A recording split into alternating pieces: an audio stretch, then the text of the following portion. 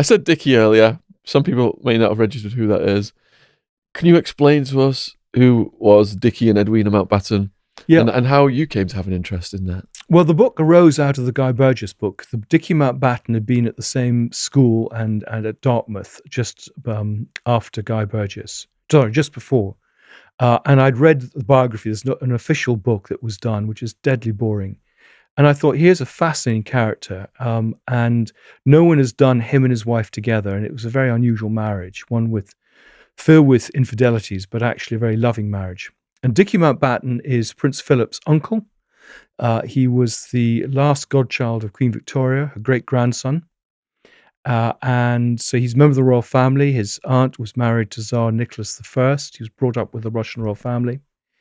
And he went into the Navy, followed his father, who was the first Sea Lord, into the Navy. And he eventually became First Sea Lord himself, but he was the last Viceroy of India. He was the Supreme Allied Commander in Southeast Asia during the war. He was a great socialite and a great mentor to Prince Charles, known as his honorary grandfather. A great mentor in many ways to the Queen, because she came to the throne clearly as a very young woman. Very friendly with King George VI. He was the man who actually, in some ways, plotted the marriage of Queen Elizabeth and Prince Philip. He brought them together. He was a great sort of dynasty maker.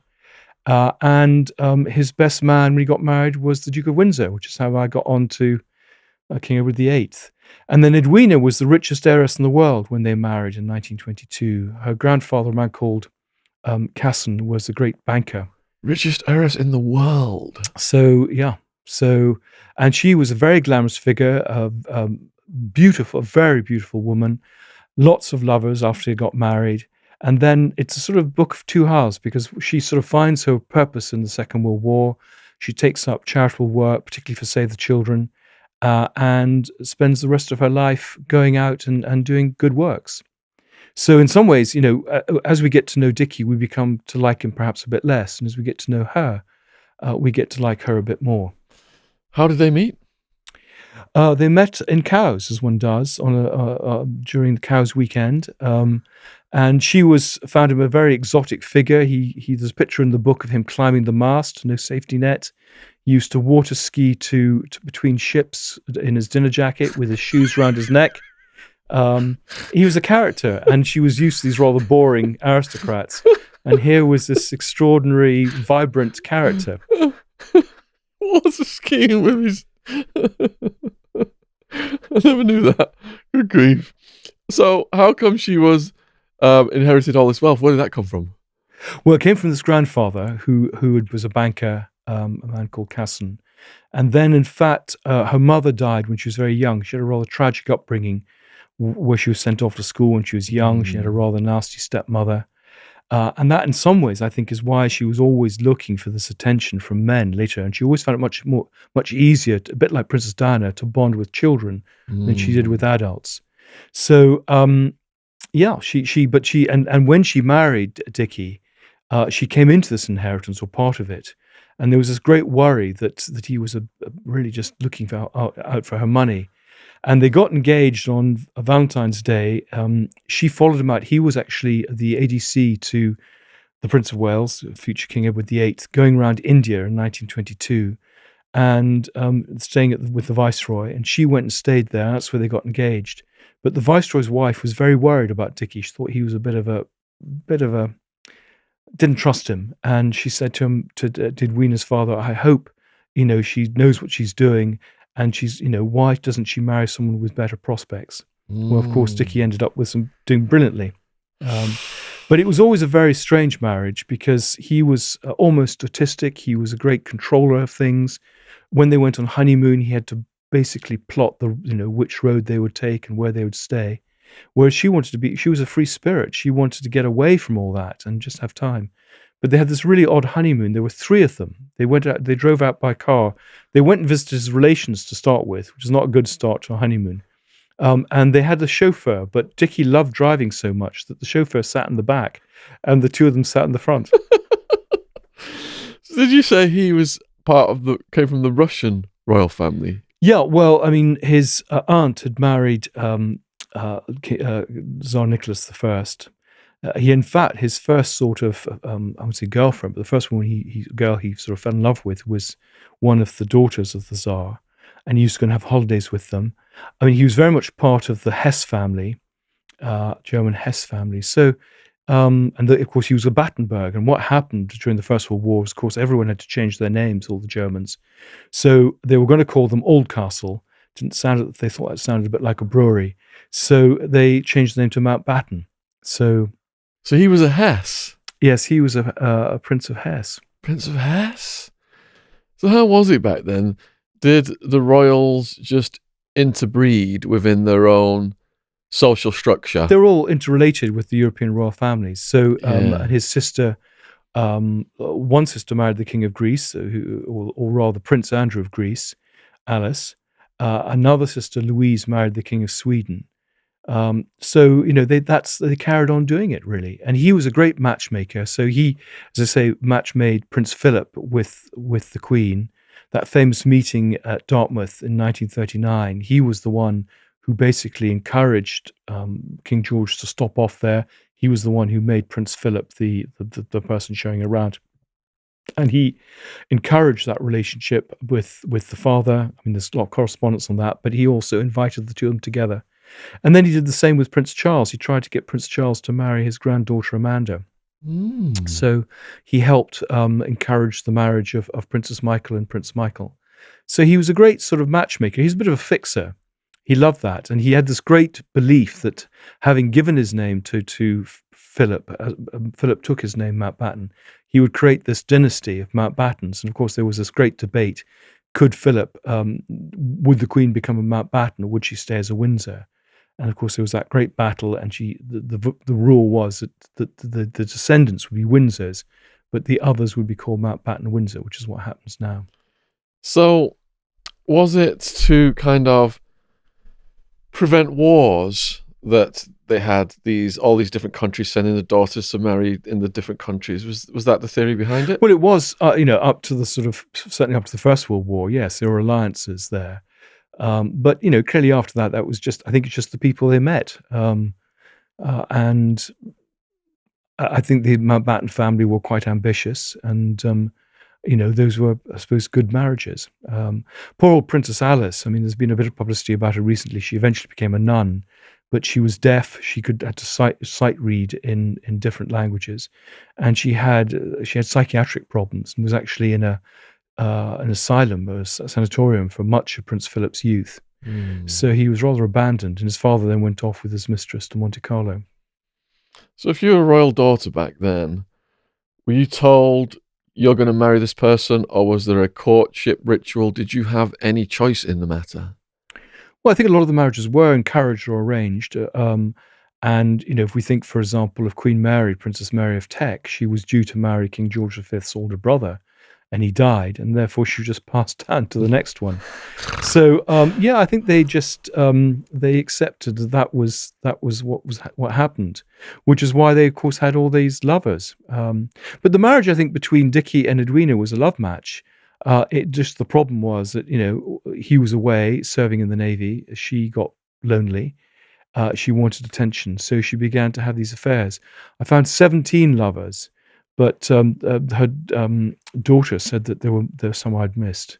So the hunt goes on for the missing lovers of Edwina. Where did she source these gentlemen from? Just people she met socially. So one was a man called Hugh Sefton, who was regarded as the best-looking man in Britain, who was an army officer. A lot of them were in the polo set, because Mountbatten was a very keen polo player and had a polo team. So she met them at the polo. She had a thing for Americans. She liked very rich people. Didn't tend to fall in love with poor people. She liked black men. She had an affair with Paul Robeson, the actor, and Leslie Hutchinson, the singer. Of course, a long affair with Nehru, the Indian leader. So, and they both liked sort of brown-skinned people. So he tended to have affairs with young boys from Sri Lanka and Ceylon. Dickie did? Yeah. And with women as well. So you can see a great subject. Yeah. Well, it's like sort of everyday life in Surrey, isn't it? Maybe Westminster. So, was it understood then that while he's away, But she was allowed to do these things, Well, and he was he allowed to do didn't. what he wanted to do. Was it like an open relationship? Well, it became an open relationship. They didn't really. I mean, he was very upset when he discovered that she was having these How affairs. did he discover that? He was told it by the Prince of Wales, and he was terribly upset. He thought of getting divorced, and she literally one evening came to him. We're in the middle of the night. They had separate bedrooms, and she came to him, and they chatted about it. And the next morning, they decided that they would go there, have their open marriage, but as long as she didn't scare the horses. So as long as the royal family weren't affected, and it didn't jeopardize his naval career, so she had to be discreet. And so she did have her affairs. Um, and then eventually he began to have affairs himself. But she didn't like him having affairs. She was very jealous, which was a bit unfair. So when she brought them home, she would be at the sort of keyhole looking through, seeing what was going on. And there were a couple of occasions where he came on leave expecting to meet the girlfriend, and Edwina would befriend them and then take them off somewhere on holiday, and he'd come back and find they'd gone. Wow. So what led him then? Actually, I've got a question on what you just said. Containing this information back then was easy, was it? Because there was no internet or anything to keep it secret. Was that? Yes, it was very discreet. I mean, and to be honest, those circles are still very discreet. I found it very difficult to get information. A lot of stuff was is not told. I mean, the great thing is this is why I'm very keen to get access to their diaries and letters, which are closed at the moment, because that would clearly reveal a lot more. But they did write letters to people, and some of those letters are in collections elsewhere. But yeah, very difficult. And of course, the press was very deferential, so this stuff wasn't covered. And a lot of the stuff is suppressed. So, for example, she was quoted in several divorce cases, but when you go and look at the divorce papers in the archives, you find that those cases are missing. Wow. So there's been a bit of a mop-up operation. And certainly, for example, she was sued several times by the partners of the people she was having affairs with, but that was sort of kept quiet. There were one of the people who did that for her was Lord Beaverbrook. But there was a famous case in 1932 where a paper reported her affair with a black man, and she sued. She was told by the royal family, "Look, you need to address this. People are going to believe it," and it was true. But she sued them for libel, and some deal was done. So she didn't get damages, but there was an apology from the newspaper. It was all done very quietly. 9 a.m, the press were kept out. But she then went into exile, in effect, and she spent the 1930s traveling with one or two of her different boyfriends around the world. So she would ride across South America, camp in the desert in the Middle East. She was one of the first people to travel through the Southeast Asia, to go down the Great China Road. She was an extraordinary adventurer as well. Do you think in this internet era then that the royal family can maintain such secrecy? Well, I think there are lots of affairs within the royal family, and they don't get covered, or they're rumors. So yeah, I think they can. I mean, there are, for example, exemptions with documents that interview with the royal family. Sort of Section 37 means they can't be. You can't talk about it. There is data protection now, even for public figures. So yeah, stuff is certainly kept quiet. And of course, the circles that they have their affairs and do things is very tight, and people don't betray those confidences. So yeah, lots of stuff goes on that we don't know about. Are there any affairs that are rumors of affairs that you've heard of that you can say? Well, I better not say. I'll be in trouble. But certainly Mountbatten used to lend his country house, Broadlands, to members of the family to bring girlfriends down. Wow. So certainly, I mean, Charles, before he was married, so he's perfectly entitled to his girlfriends, would take girlfriends down there to basically have a nice weekend away from the paparazzi and get to know them.